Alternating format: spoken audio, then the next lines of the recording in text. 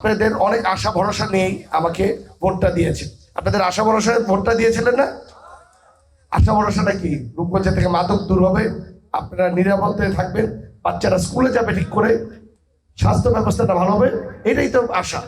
সেটা কিন্তু একটা মৌলিক চাহিদা মানুষ, এটা উচিত। শুধু রূপগঞ্জ না, সারা বাংলাদেশের প্রতিটি জায়গায় যাতে এরকম থাকে, এটাই সবার চাহিদা। আমি অলরেডি আপনাদের সাথে কথা দিয়ে গিয়েছিলাম, আমি বিভিন্ন জায়গায় কাজ করব, মাদকটাকে দূর করার চেষ্টা করব।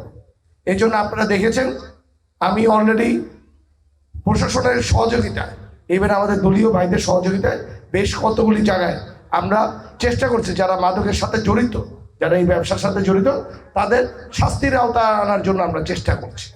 আমরা বিএনপি পরিবার আপনাদের সাথে দেখে আপনাদের সুখে দুঃখে সবসময় থাকবো। যদি আপনাদের কোথাও কোনো কাজে যদি কোনো সমস্যা দেখেন, আপনারা দয়া করে আমাদের সাথে আলাপ করবেন।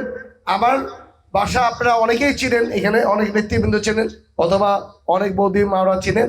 আপনারা যে কোনো সময় আমার কাছে আসবেন, যে কোনো সমস্যায় আমি চেষ্টা করবো। আমার 24 ঘন্টা আমার দরজা খোলা থাকবে আপনাদের জন্য, কারণ আপনারা যেই সুন্দর করে আমাকে যেখানে বসেছেন, সেটার দায়িত্বটা যাতে, এই কর্তব্যটা যাতে আমি সুন্দর করে পালন করতে পারি, এই চেষ্টাটা আমি করবো ইনশাল্লাহ আপনাদের সাথে।